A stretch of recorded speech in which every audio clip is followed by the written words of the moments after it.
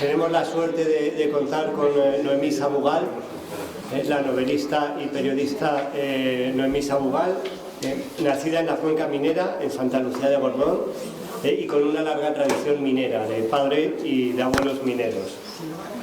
Noemí es licenciada en periodismo por la Complutense de Madrid. Ha trabajado en distintos diarios y medios de comunicación, en El Mundo, en la Crónica de León, en Diario de León, en Interview, en la cadena SER, es también columnista en El País. En el 2005 fue reconocida con el premio Francisco de Cosío, con la modalidad de prensa por el reportaje de Cruce de Caminos a Cruce de Culturas, sobre la inmigración en el barrio leonés del Crucero. Tiene varias novelas. La primera fue El asesinato de Sócrates, finalista del premio de novela Fernando Quiñones. Su libro Hijos del Carbón, que es el que aquí tiene un mayor protagonismo, lo publicó en el 2020. Narra la historia, como sabéis, del fin de un modo de vida y de una cultura relacionada con la minería del carbón. Y recientemente, en este 2024, ha publicado Laberinto de Mar, un libro de viajes por la vida y la historia de nuestras costas, donde explora el litoral desde una perspectiva literaria y humana. Muchas gracias por acompañarnos, Noemí. Es un privilegio contar contigo en un curso como este. Muchas gracias. Muchas gracias. Muchas gracias a la Universidad de León y a todos y todas los y las que estáis aquí. Yo ahora estoy muy agradecida a la universidad porque cuando saqué Hijos del Carbón fue en septiembre de 2020, estábamos en plena pandemia y la Universidad de León me cedió el gran espacio que tiene en el Albéitar, ¿no? De esto donde caen los birretes, yo miraba para arriba a ver si caían birretes, y me cedió ese espacio para que pudiéramos hacer una presentación pues segura y con distancia, o sea que estoy muy agradecida y muy contenta de estar aquí. No me voy a enrollar mucho para que el tiempo no nos arrolle porque hay otras dos intervenciones. Sí que a lo mejor si se pueden apagar las luces de la sala quizás se ve mejor, aunque yo a lo mejor me levanto, así para... Vale. Bueno, pues voy a usar este micro, si se oye bien. A ver, ¿qué tal se entenderá? A ver, si ahora me entenderá. ¿Sí? ¿Sí? A ver si... Hola. Perdón, es que lo había apagado y me he encendido. Vale. Bueno, me levanto, si no os parece mal, que así me muevo un poco. No voy a bailar nada, pero bueno. Bueno, efectivamente este curso, como veis, se llama Narrativas Mineras. Hay muchas formas de narrar. Antes hablaba Cecilia, ¿no? Se puede narrar desde la fotografía, se puede narrar desde la ciencia. Yo narro desde la literatura. Y en este caso el periodismo, y en concreto la crónica. La crónica, por dar una pincelada un poco, la crónica, digamos, si estamos hablando de periodismo, lo que le diferencia del reportaje es que se utiliza el yo, es decir, se utiliza lo personal. No quiere decir esto, como dice Martín Caparrós, dice que una cosa es escribir desde el yo y otras cosas escribir sobre el yo. Yo escribo desde el yo para encontrarme con los demás, pero a veces, lógicamente, yo tengo una experiencia, como bien ha dicho, minera. Bueno, os voy a explicar un poquito esta crónica minera por los territorios del carbón por los que me moví. El libro empezó en 2016, cuando la Ollera Vascolonesa, la gran empresa de la montaña central, de mi zona, que soy nacida en Santa Lucía de Gordón, cierra. En ese momento, algo que todos sabíamos, evidentemente, que era que esto se encaminaba al cierre final en 2018, como sabéis solo queda la mina el Pozo Nicolás en Asturias y otras dos pequeñas explotaciones, Tormaleo y otra más. Bueno, yo decidí recorrer los territorios del carbón, recorrer las cuencas mineras españolas para ver en qué situación estaban, cuáles eran las voces, cuáles eran las experiencias, cuáles eran, en fin, las cosas que esas personas me querían contar, ¿vale? Aquí veis, por ejemplo, la zona de Coruña. Antes hablaba Valentín de las restauraciones, por ejemplo, en Lago. Los dos lagos que hay, las dos minas a cielo abierto que hay en la zona de Coruña, que son Meirama y Aspontes, se han convertido en lagos, pero claro, no todo el mundo tiene el agua que tiene Galicia. Y hay esa es una zona de minería a cielo abierto, es una zona menos histórica, es una minería que empezó con la crisis del petróleo. De hecho, se ha hablado mucho aquí, y yo creo que como es una historia colectiva, la contamos colectivamente, se ha hablado mucho aquí del tema identitario. Ellos no tienen esa cuestión identitaria, de hecho ellos decían, sobre todo digo la gente de Meirama, no decían somos mineros, sino decían vamos a trabajar a la mina. Porque era una mina a cielo abierto, es una mina que ocupó casi media generación y parte de otra, ¿no? no sé Perdón. Sí, no te preocupes. Bueno, después están las cuencas, por supuesto, las que conocemos, ¿no? La montaña palentina, León, toda la zona de la montaña, desde el Bierzo, desde la Ciana hasta Sabero. Está la zona de Barcelona, la cuenca de Berguedà, es una cuenca montañosa muy parecida, por cierto, a la mía, muy parecida a la montaña central, con montañas calizas, muy desconocida para sí mismos. Yo presenté el libro en Barcelona y la verdad que no sabían que tenía una cuenca minera allí. Es una cuenca histórica donde hay pues, castilletes, bueno, lo mismo un poco que en todas. Después está la zona del Ebro y el Segre, que es una cuenca multiprovincial. Como veis, ahí ocupa 4 provincias: ocupa Zaragoza, Huesca, Lleida y Tarragona. La gran empresa ahí fue Carbonífera del Ebro, que fue la última que cerró, y después os hablaré un poquito de ella. Bueno, está la zona, por supuesto, de Teruel, gran zona minera, gran zona también de térmica. La térmica de Teruel, bueno, en concreto la térmica de Andorra es una térmica, digamos, gemela de Compostilla 2 en el Bierzo. Está la zona de Ciudad Real, sobre todo Puerto Llano, también una zona minera muy histórica. La zona de Córdoba, el Valle del Guadiato, un lugar bastante alejado, con muchísimos problemas económicos y laborales, de las zonas quizá más deprimidas económica y laboralmente, incluso emocionalmente, porque todo va unido, que me he encontrado. Y la zona de Sevilla, que Villanueva del Río Minas, que es pues unas explotaciones que cerraron ya hace 40 años. O sea, cada una, digamos, hay una situación un poco diferente, pero para que veáis un poco los territorios del carbón que recorrí. Bueno, el origen de este libro, como os decía antes, es una crónica, entonces el origen está en lo personal. Ahí tenéis, a mi padre, que está aquí, que fue minero. Efectivamente, mis abuelos fueron mineros, uno toda su vida laboral, mi abuelo asturiano, y otro hasta que tuvo un accidente que hizo que dejara, ¿no? Que no volviera a la mina. Esta es la mina a cielo abierto de Santa Lucía. Y el origen, como veis ahí, pues es una historia de las cuencas mineras desde lo personal a lo colectivo. Es decir, yo decidí que era valioso partir de lo personal, que no podía escribir el libro desde fuera, desde la mirada de alguien que se acerca a descubrir, que también, porque hay muchas zonas mineras que no conocía, sino que también tenía que tener una mirada, digamos, personal, ¿no? Y por eso el libro empieza así. Empieza: mi abuelo José tenía una nube oscura en el pecho. Sus pulmones eran una esponja negra que había absorbido durante 2 décadas el polvo del carbón. Había entrado en la mina de Guaje con 14 años para empujar las vagonetas con el mineral y limpiarlas, para cuidar a las mulas y llevar la comida a los dineros que trabajaban en las galerías más profundas. Bueno, antes hablaba aquí una mujer que fue profesora, ¿verdad? No he sido docente, yo personal de administración. Personal, pero conocías, sí. Hablabas de que los chicos mentían, ¿no? Mentían a la hora de entrar en la mina. Bueno, esto se ha hecho siempre. El reglamento de policía minera que se hizo en el siglo XIX ya decía que los chicos no podían entrar antes de los 16 años, casi todos mentían. Mi abuelo empezó con 14, me he encontrado gente que empezó con 13, gente que empezó con 12 y aún más pequeños todavía, para llevar el agua, para... Bueno, en fin, quiero decir que, bueno, generalmente efectivamente se mentía y entraban niños a las minas.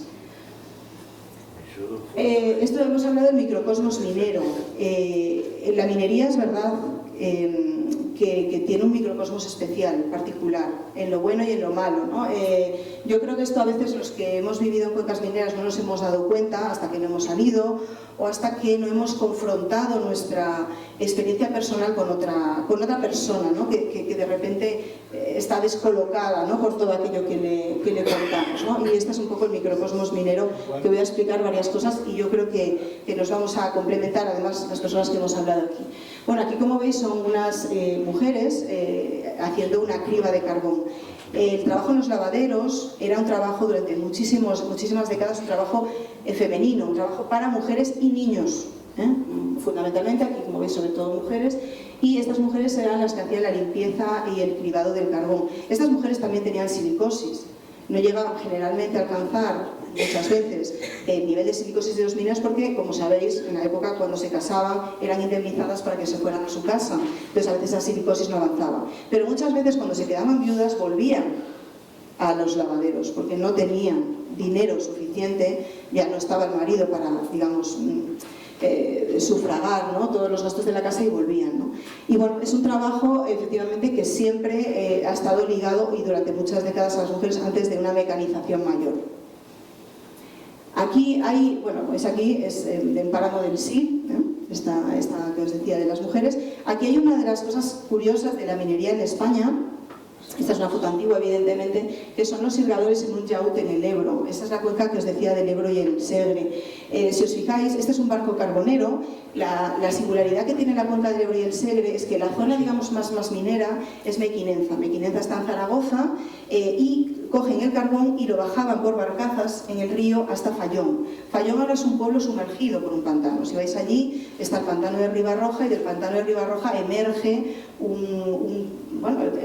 el campanario, ¿no?, de la iglesia, como podemos pensar aquí un poco en los de León, ¿no?, cuando baja el lago, se ve un poco el campanario. Bueno, pues bajaban, como veis, el río con el carbón río abajo. ¿Qué ocurría cuando subían? Si no había viento, si no había lo que llaman allí garbí, un viento, y podían poner unas velas, había que sirgar el barco, es decir, había que subirlo. Esto es una forma de explotación del carbón muy singular, que solamente se puede dar, evidentemente, donde hay un río tan importante como el Ebro, pero también la he traído para que la veáis, porque bueno, me parece muy singular. Os diré, es una cuenca muy especial, muy diferente a las cuencas palentinas, leonesas, asturianas, muy distinta. Bueno, aquí enseñaba antes Valentín el poblado Diego Pérez, esta fotografía de Pablo Casal, que es el autor de las fotografías de Hijos del Carbón, aunque está en blanco y negro, es actual, es del poblado Diego Pérez en Favero, que efectivamente se construyó con esa tipología de casas todas iguales y llevó el nombre del jefe, ¿no? Por supuesto, ya sabéis, esa necesidad de mano de obra hace que se cree este microcosmos minero en las cuencas, es decir, se tenga que construir casas, colomías. Hay muchos problemas al principio de falta de casas y de servicios, ¿no?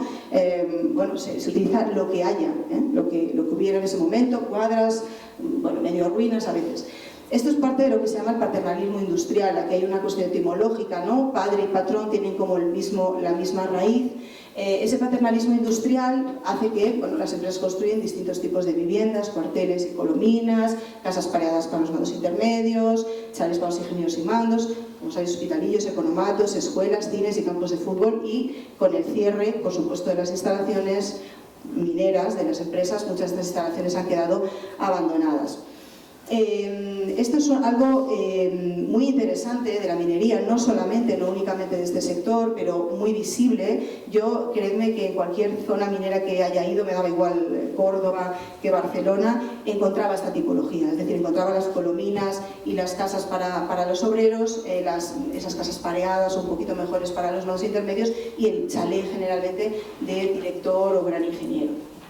Es una conformación del espacio y una conformación social, y una estratificación claramente que se pasa a la sociedad. Es decir, de ahí vienen muchísimas de las cosas que definen a la minería, por ejemplo, la conciencia de clase. Es decir, si tú estás en una empresa en la que está muy estratificado los mandos, esos mandos después se pasan al lugar donde vives, porque todo el mundo trabaja en la mina o en empresas asociadas, pues digamos que esa estratificación social hace que tú tengas muy claro en qué posición social estés y combativamente también defiendas tus derechos.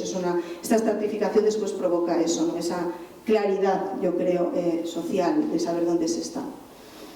Bueno, otra característica muy clara del microcosmos minero, y se ha hablado mucho de la forma de ser, de pensar, de vivir en las cuencas mineras, la muerte, evidentemente. Aquí veis, por ejemplo, un memorial minero que se ha hecho en el Pozo Sotón. El Pozo Sotón es un pozo que ya no está en explotación, pero ahora mismo es una actividad de aventura.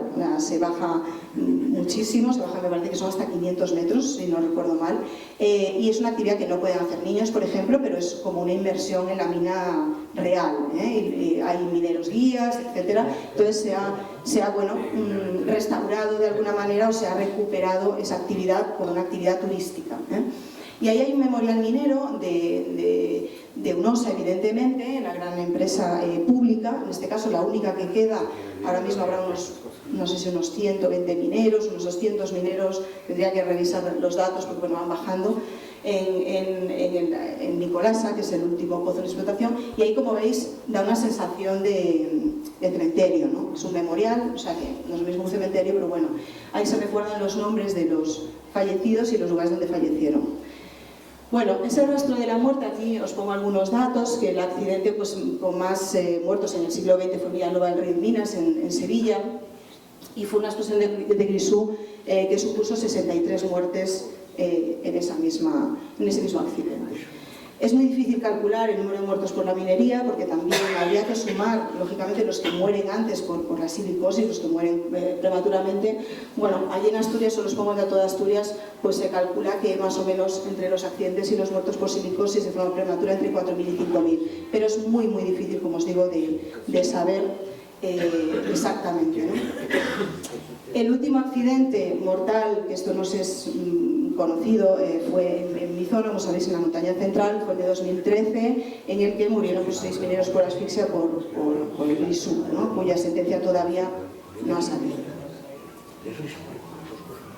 La generación de empleo. Aquí tenéis, por ejemplo, una mina a cielo abierto en Ariño, en Teruel. La primera vez, bueno, yo vi esta mina en el verano de 2017 así, ahora esta mina está totalmente restaurada. Las restauraciones de las minas en Teruel, claro, no tienen la suerte de Galicia ni de otros lugares, entonces son complicadas, no es fácil que una restauración arraigue la vegetación, bueno, pero en todo caso ya, como os digo, esta mina a cielo abierto de Santa María ya está restaurada, está en otra posición muy diferente.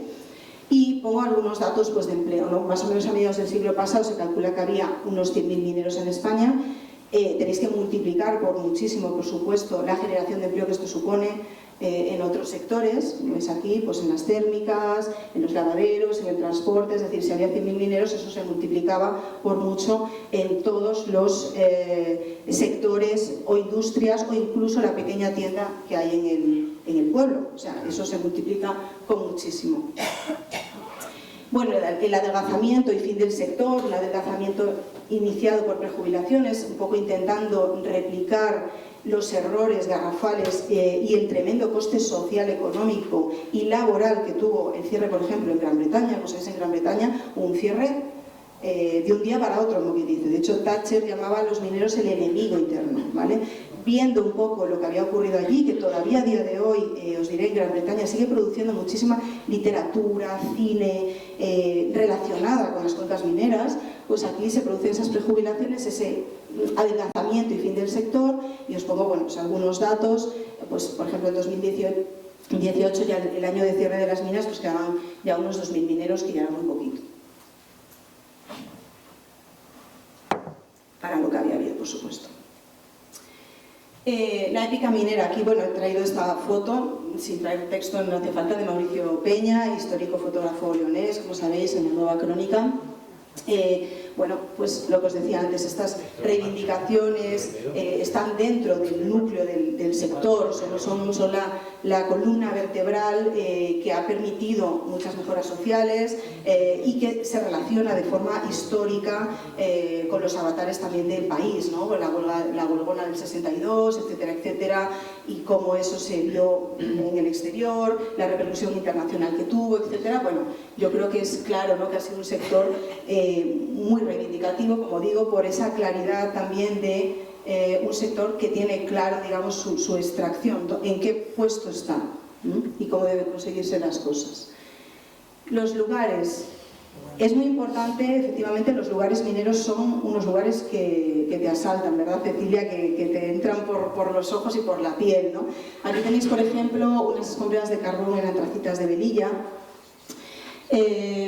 Bueno, y cómo, de qué manera, a través de la literatura, pues yo las describo, ¿no? Digo, en los lavaderos de Antracitas de Velilla, la lluvia ha llenado las balsas de decantación y son un negro espejo quieto. En él se reflejan los oscurísimos montones de carbón, verdaderas islas de la desolación. Bueno, las escombreras, ahora mismo se está produciendo una gran restauración, por ejemplo, de escombreras en la zona de Bierzo, pero quedan muchísimas instalaciones mineras, ni os cuento. El patrimonio industrial, otra cuestión que se ha tocado aquí, os traigo algunos ejemplos. Las ruinas industriales, la mayor parte del patrimonio industrial minero está en ruinas, es decir, esto es como si yo voy al campo, hago una merienda y dejo ahí los restos y se acabó. Pues esto es lo que mayormente han hecho las empresas. Las empresas mineras han dejado las instalaciones ahí, son instalaciones en la mayoría de los casos peligrosas, te metes en ellas y a lo mejor te cae algo, pues puede ser. Y bueno, pues es una muestra también de cómo se ha producido, digamos, el final, ¿no?, de este sector. Hay un lugar muy especial, el Cerco Minero Metalúrgico de Peñarroya, Pueblo Nuevo. Es un lugar que es muy grande, este cerco es enorme, y es un lugar donde no solo había minas, sino que estaban todas las empresas relacionadas con las minas. Y es como ver casi una ciudad bombardeada. Es uno de los lugares quizá más impresionantes que me he encontrado, como os digo, en Córdoba. Después la mina de la Calamocha, mi bisabuelo trabajó ahí le he traído esta foto porque ponía no pasar peligro de instalaciones industriales en ruinas, ¿vale?, que es lo que os vais a encontrar en la mayoría de ellas. Algunas, por suerte, están recuperadas, pues por traer alguna cosa positiva, ¿no?, que algunas conoceréis: el Museo de la Siderurgia y de la Minería de Sabero, el Pozo Julia de Favero en León, el Pozo Sotón que os enseñaba antes, el Ecomuseo Minero Valle de Samuño, que os recomiendo ir a ver. Han restaurado todo un tren y bueno, los lavaderos de la zona de la Nueva, la verdad que lo han dejado precioso. Los museos mineros de Escucha y Utrillas, por ejemplo, el de Escucha es una mina real, y las visitas las hacen familiares de los mineros. En su momento quedaría algún antiguo minero, que yo cuando fui me tocó una chica que cito en el libro, en Hijos del Carbón, que era hija de minero. Y en Utrillas, como os digo, también hay un museo utilizando otro de los grandes recursos y de los grandes sectores asociados a la minería, que es el ferrocarril. En Utrillas es la antigua estación ferroviaria del ferrocarril minero, de lo que transportaba el carbón, lo que utilizan para museo. En Puerto Llano han recuperado parte del antiguo pozo y han creado, digamos, un museo alrededor. Y en Barruelo de Santullán es una casa, unas instalaciones, que por cierto es muy bonito y muy interesante, toda la zona de Barruelo y también históricamente. Bueno, aquí veis cómo nos complementamos. Cuando Cecilia efectivamente decía que hicimos el libro casi a la vez, efectivamente ella hizo la minería de León y de Palencia, yo había hecho toda, y muchos viajes los hicimos juntas y estuvimos juntas. Aquí, por ejemplo, está Mar, que está por aquí, y Cecilia en La Placa, en estado de ruina. Estas son unas instalaciones ferroviarias que hay en Ponferrada, muy bonitas, muy interesantes, porque ahí era donde el ferrocarril, en vez de... tenían que girarlo, por eso tiene esa forma. Ahí dentro, digamos, ahí hay un agujero, no se ve bien, entonces el ferrocarril se ponía encima la máquina, tractora, me refiero, y se daba la vuelta para volver otra vez. Esas instalaciones están en estado de ruina y son interesantísimas y peligrosas si las vais a ver, ojo con la cabeza, porque hay unas tejas enormes allí. El lavadero de la Recuelga recientemente se ha declarado BIC en Santa Cruz del Sil. Es un sitio también espectacular, un sitio muy interesante. Fue en su momento el mayor lavadero que había, dicen, incluso en Europa. Tiene una historia también muy curiosa porque lo construyeron mayormente en los primeros tiempos mujeres. ¿Por qué? Porque en esa zona, después de la guerra civil, en la inmediata posguerra, muchos mineros estaban o presos o huidos. Entonces se necesitaban unas grandes instalaciones de lavadero para el carbón que había en esa zona, y trabajaron muchas mujeres en las obras del lavadero de la Recuelga. Y aquí veis, bueno, el Pozo Julia de Favero, y entremos de arriba la documentación que ha enseñado Cecilia. Ese día además estábamos allí las tres y encontramos eso, muchísimas carpetas con documentación médica, ingresos, es decir, todo lo que ahora tenemos tanto cuidado con la protección de datos, pues cero. Es decir, las carpetas allí tiradas porque habían entrado a robar y habían llevado el metal de las... de las estanterías, y habían dejado todas las carpetas tiradas con toda la documentación de los trabajadores de allí del Pozo Casares. O sea, una vergüenza absoluta y una falta de respeto total. Bueno, el paisaje. Aquí veis, por ejemplo, esta es una foto de 2019 de la restauración del Feisolín. Las restauraciones de las minas son muy complicadas. Yo creo que Valentín lo apuntó magníficamente, porque es difícil que arraigue algo ahí. De hecho, se ha dejado esta pared, esto sabréis más vosotros, Javier, porque ahí hay pórfidos y hay, digamos, cuestiones geológicas que interesaba que esa pared quedara a la vista, lo cual me parece estupendo, pero como veis aquí, en este momento, 2019, espero que haya crecido algo más lo que plantaron ahí. Pues bueno, se ven aquí algunos pequeños árboles, pero es muy complicado. ¿Qué ocurre también con estas restauraciones?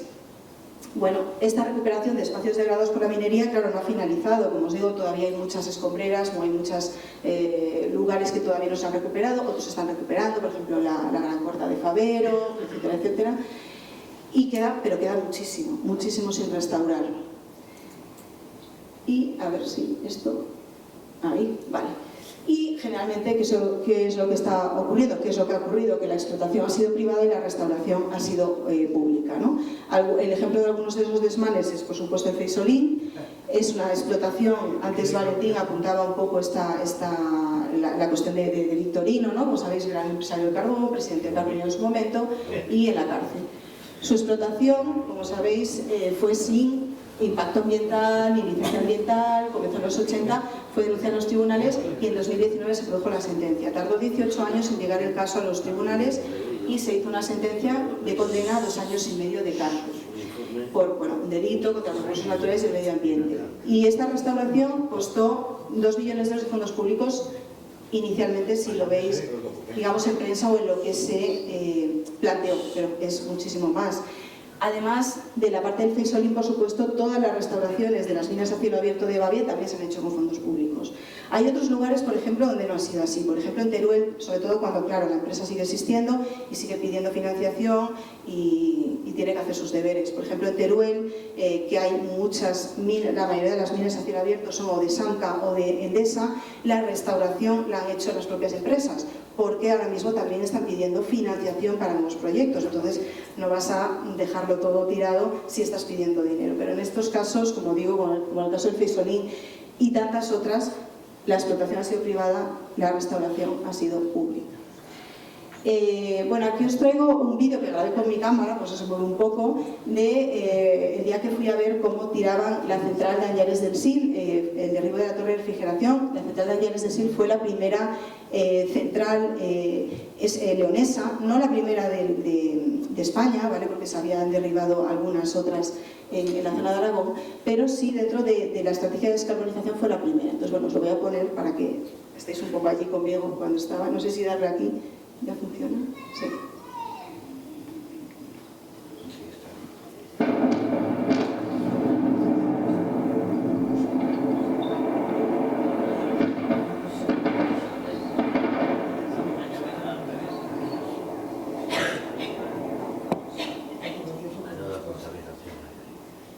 Bueno, antes hablabais un poco del tema del futuro. A mí no me gusta ser adivina, pero os voy a apuntar algunas cosas que se plantean o que se comentan o que se han anunciado para los lugares.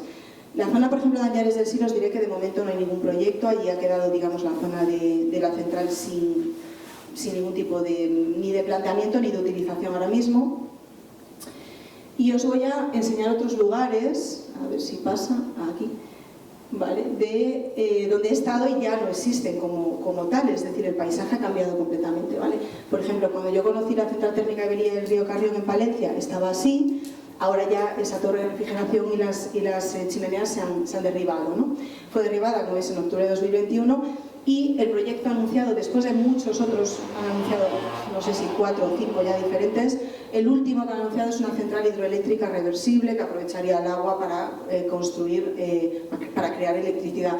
Daos cuenta de que todos estos proyectos se están planteando en las zonas de las térmicas porque tienen los nudos de traslado de esa electricidad, es decir, si tú generas electricidad tienes perfectamente el lugar desde donde transportarla, y aparte los fondos Next Generation y los fondos europeos indican que hay subvenciones para proyectos verdes, ¿no? Proyectos verdes que a veces son verdes, a veces no se sabe, y por eso se están planteando también en las zonas de las térmicas, porque tienen esa salida de energía y además porque las empresas que hay ahí, que son las grandes empresas eléctricas, están viendo pues, que tienen posibilidad de conseguir financiación.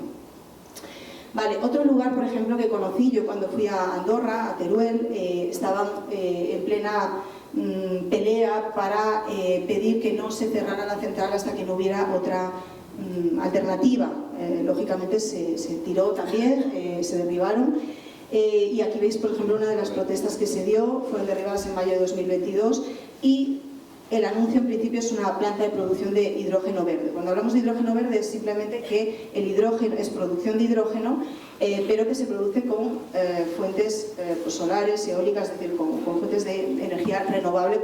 Por eso el apellido verde, ¿vale? Porque hay distintos tipos de hidrógeno, que además tienen distintos colores. Hay hidrógeno marrón, bueno, esto los expertos os lo explicarían mejor, pero que ese es el proyecto que se anuncia. Y por supuesto las que conocemos, yo creo que todos o casi todos, también en la montaña central, la térmica de la Robla, con estas fotos de Andrés Martínez Casares, un gran fotógrafo leonés, que ahora está en China, por cierto, desde hace unos años. Y bueno, el proyecto anunciado ahí es la producción de metanol con hidrógeno verde y central de biomasa, ¿vale? Ese es el proyecto que se ha anunciado, es decir, el metanol bueno, tiene muchos usos, ¿vale? Y el tema es utilizar esa central de biomasa y ese hidrógeno verde para crear ese hidrógeno verde y producir el metanol, ¿vale? Este es el proyecto anunciado. Bueno, lo que más me interesa a mí, o bueno, lo que más me llega a mí y lo que más me gusta de la escritura de este libro, las voces de los hijos del carbón, el conocer las historias de las personas. Lógicamente, me parece muy importante hablar del territorio, me parece muy importante hablar de la cuestión histórica, de la cuestión social, etcétera, etcétera, pero me gusta la parte personal. Y aquí he cogido sobre todo testimonios de personas de León, con lo cual está muy bien porque nos amplificamos, ¿no? Por una parte José Gato, como decía Cecilia, ¿no? Que empezó a trabajar en la fábrica de briquetas de Megamediana con 14 años. Por otra parte aquí tenemos a Tamara Espeso. Tamara Espeso, su padre, como veis ahí, murió en el Pozo Nicolasa, que es lo que ella tiene al fondo, en una explosión de grisú en el año 95. En ese accidente murieron 14 mineros, es uno de los grandes accidentes de la minería en Asturias, y ella cuando cumplió 18 entró en la mina, contra el criterio de su familia, de su madre, que no quería evidentemente. Esto es algo que resulta muy difícil de explicar fuera de las zonas mineras y que se explica por un montón de cosas, pero sobre todo por la costumbre, os diría, ¿no? A mí me han preguntado muchas veces cómo es posible que gente cuyo padre ha muerto en la mina quiera entrar en la mina. Y además sabéis que si tu padre ha muerto en la mina tienes la preferencia, tienes la preferente, ¿no? Que se llama, con lo cual es más fácil entrar en la mina si tu padre murió allí. Esto, creedme, que fuera de las cuencas mineras es muy difícil de explicar. Cecilia, ¿verdad?, decía esa cuestión amor-odio, ¿no?, de los mineros con su trabajo. Es una característica muy curiosa y muy singular de las cuencas mineras, y yo creo que se explica con casos como el de Tamara, que además entra a trabajar en el mismo pozo en el que murió su padre, tiene como compañeros a los compañeros de su padre, y como ella me dijo, repito la vida que tuvo mi padre. Y eso, pues yo creo que la costumbre hace mucho, ¿no? Bueno, venimos de ese entorno. Historias de otras personas que tienen mucho que ver con lo que ocurre con sus territorios y que tienen mucho que ver con las posibilidades de futuro o no, las que ven y las que no. Por ejemplo, Cheche, José Alberto López, Cheche, fue una de las personas que yo entrevisté ahí en Teruel, en Andorra. Su hermano es minero, su hermano se fue a Estados Unidos, era minero ahí en las explotaciones de carbón a cielo abierto, y Cheche trabajaba en la térmica. Él protestó contra el cierre de la térmica, se resistió mucho para quedarse en Andorra, pero el único trabajo que al final consiguió o accedió fue desmantelar la propia central térmica. Es decir, los enterradores del sector del carbón y de las térmicas han sido los propios trabajadores, lo cual es una circunstancia muy dura y muy difícil a un nivel emocional y familiar y social.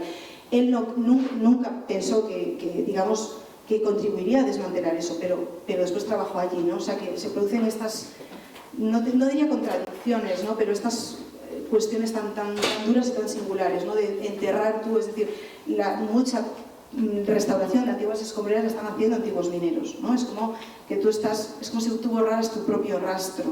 Es muy difícil a un nivel emocional.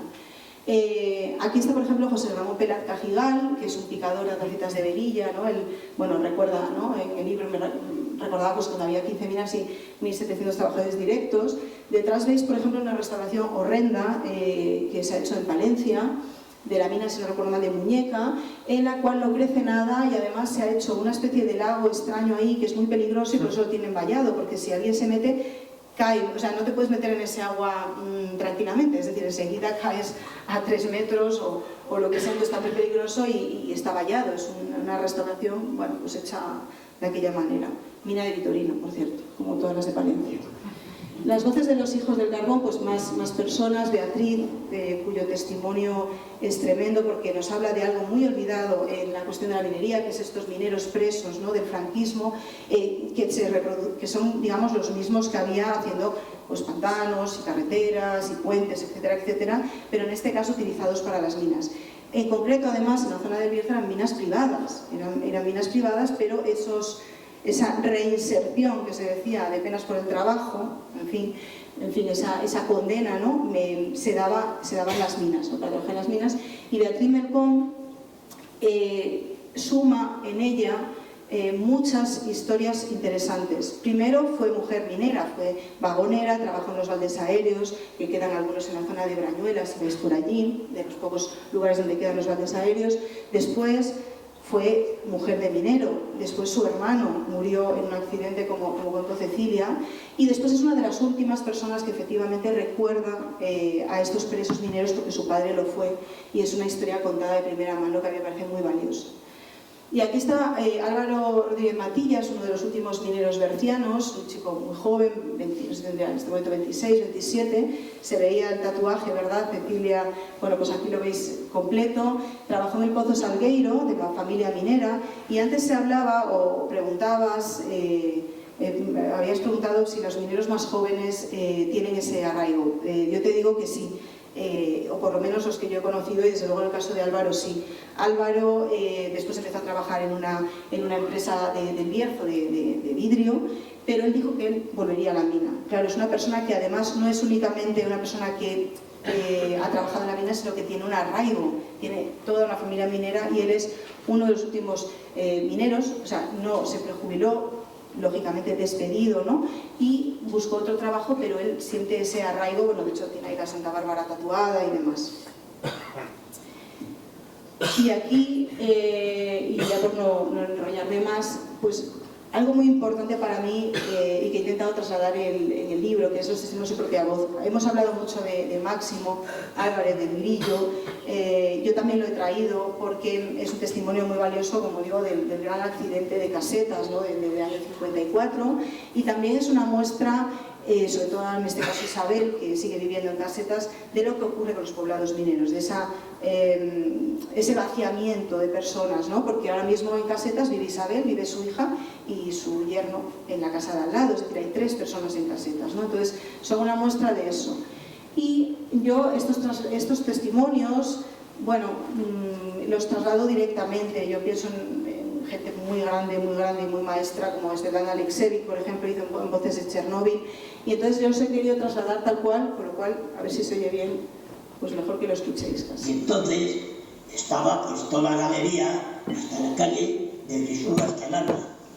Y entonces, al haber tanto Grisú, el vigilante, digo, el maquinista, dice, oye, dice, vamos para afuera, le dijo al otro que quedaba, vamos para afuera que yo tengo miedo aquí. Dice que echa muchas chispas esto y tal. Y cuando la explosión estaba con una bota en la mano y otra puesta, porque allí ponía de papillas para estar en la máquina. Y ahí iban a ellos, a Plantilla, al que fue a buscar a Plantilla, y a otros 3 que iban con él, que entraron para allá, 2 mecánicos y tal, y una pareja de antibadores que había un poco para adelante, allí quedaron. Bueno, pues esto es muy importante, yo creo, el escuchar estas voces, el trasladarlas de una manera directa, o por lo menos para mí es importante hacerlo así, porque la experiencia y lo vivido tiene un peso histórico también, acaba teniendo un peso histórico en un momento dado, y muchas de estas voces ya no están con nosotros, ¿no? Entonces estamos recogiendo esa memoria. Es decir, yo sí he hecho también este libro, es para recoger esa memoria y valorarla y que se conozca, ¿no? Y entonces para eso sí que es importante el contar con las personas directamente y sobre todo Desde luego agradecer la gran generosidad que siempre tiene la gente, o que por lo menos yo he vivido, ¿no?, a la hora de contarte su historia, cosas muy duras, su trabajo, ¿no? Entonces es una historia colectiva que yo creo que debe ser contada colectivamente, y que yo creo que historias pues como la de Máximo y otras que os he apuntado aquí muy rápidamente porque estamos un poco fuera de tiempo, pues nos valen para ver cómo se ha vivido en las cuencas mineras, cómo ha sido esta vida que ha ocupado casi 2 siglos en algunos lugares, en otros incluso más, en otros algo menos, ver las conexiones o las diferencias que hay en cada una de las cuencas mineras, y yo creo que al final es conocer también más nuestro territorio y conocer más nuestra historia. Muchas gracias.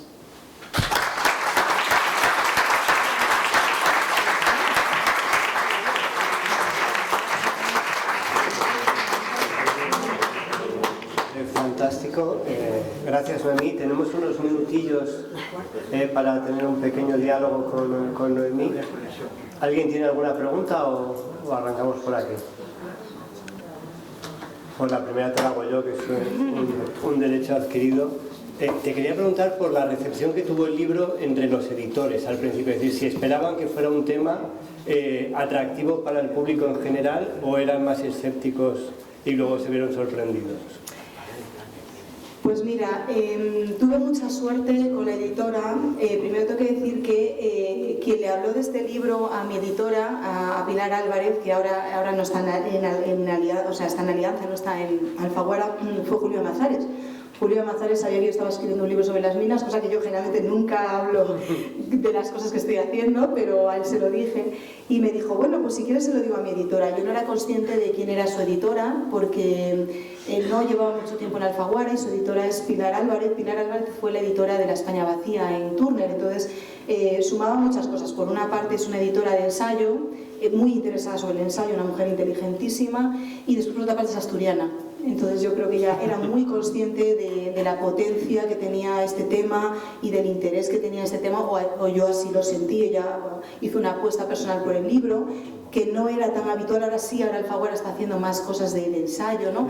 Pero no era tan habitual en ese momento, y de hecho en algún momento le dije, Pilar, te van a decir que por qué este libro para Alfaguara, ¿no? Y se lo dijeron. Le dijeron, bueno, porque para otros editoriales, ¿no? Digamos, de otros sellos, ¿no? Que son de ensayo, ¿no?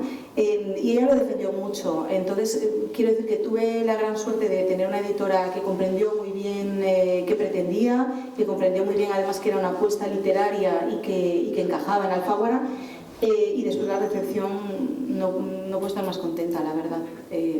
La gente acogió el libro con mucha generosidad, con mucho interés, y cuando lo presentaba en las zonas mineras, pues cada uno generalmente me contaba sus historias y enriquecía lo que yo había hecho. Entonces, vamos, no me voy a quejar de nada.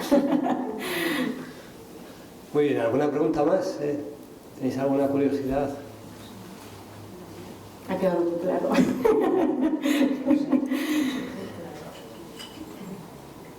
Sí. Bueno, yo creo que hay un aspecto después de la lectura de este libro y la exposición ahora que recuerda 2 años o así que lo has hecho, ¿no? En 2020 salió, 4 años. hace 4 años. Ya 4, vale, que hace como 4 años. Pero hay aquí una hilación con el tema político y con el último libro que acaba de salir sobre Don Víctor. De manera que yo creo que es algo que se debe profundizar más. Lo que en una reseña de tu libro hice yo mismo sobre el asunto de la política local unida a la empresa directamente. En Villablino y en Pola de Gordón, por ejemplo, y en otros casos. Pero en esos dos, la Robla ya menos, porque la Robla estaba más diversificada la economía. Pero en Pola de Gordón, yo he conocido eso, no siendo de Pola como tú, pero lo he conocido directamente, era una cosa especial. En Toreno también, por cierto, estaban unidos. Antracitas de Gaiterro y Toreno estaban estrechamente unidas a la política local. Pero no solo eso, sino que todo esto se unió a la política provincial. Un presidente de Diputación, minero, propietario de minas, Lomba. Estaba unido realmente a este edificio a este edificio, por muchas razones. De manera que todo nuestro entorno y nuestro ámbito está unido. Yo agradezco mucho el trabajo que has hecho hace 4 años.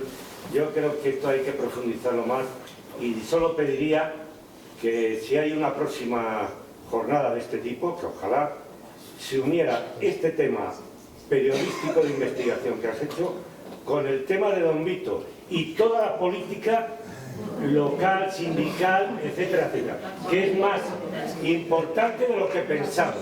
Y yo que he estado en la política puedo decir mucho más todavía. ¿Vale? Bueno, sí, claro, la minería es un sector tan potente, económicamente tan potente, con tantas variantes económicas y sociales, que lógicamente esas variantes económicas y sociales son políticas también. No he leído todavía el libro de Víctor y de Cristina, que ha salido me parece hace unos 2 o 3 semanas. Sí. Estoy segura de que es un libro interesante, tengo muchas ganas de leerlo, pero efectivamente, y en León y en otros sitios, os diré, no solamente en León, ¿no? Como se dice en mi casa, como dicen todos los sitios, cuecen habas y en mi casa a calderadas, ¿no? En todos los sitios se ha producido también esa relación, es decir, son sectores que han sido fundamentales para muchísimos territorios, han sido fundamentales para provincias y con empresas y empresarios muy bien conectados. Esto ya venía del franquismo, además, es una cosa que es muchísimo antes, ¿no? Entonces, quiero decir, efectivamente esas conexiones con las grandes empresas que se dan, no solamente con las empresas de la minería, se dan con las empresas eléctricas, se dan con todas, pero claro, que efectivamente en el caso del carbón hay una historia ahí, bueno, una historia no, hay muchas historias relacionadas con esto, ¿no? Un ejemplo claro, porque claro, efectivamente de aquí podríamos hacer un simposio o hasta 100, ¿no? Sí. Pero un caso claro, por ejemplo, es el Feisolín. O sea, el Feisolín al final es una mina gigante que abre sin permisos, que lógicamente en el momento que concita empleos y familias que dependen de ella, las pelean. Es decir, esto Vitorino lo supo manejar muy bien y trabajar muy bien, aparte que fue el presidente de Carmunión durante muchísimo tiempo. Entonces, claro, ahí se relacionan ciertas cosas que aunque tú no quieras, no estés defendiendo necesariamente al empresario porque no lo estás haciendo, estás defendiendo tu puesto de trabajo, ¿no? Pero quiero decirte que estas cosas a veces son difíciles si no se dan en ciertas connivencias, porque no son cosas que se produzcan en la oscuridad de una oficina, son cosas públicas, ¿no? Entonces sí, ahí hay un tema muy extenso que puede dar para mucho, sí, claro. Gracias. No sé, Valentín, que... No. Entonces, si os parece bien, cerramos esta charla de Noemí. Muchísimas gracias, ha sido interesantísimo.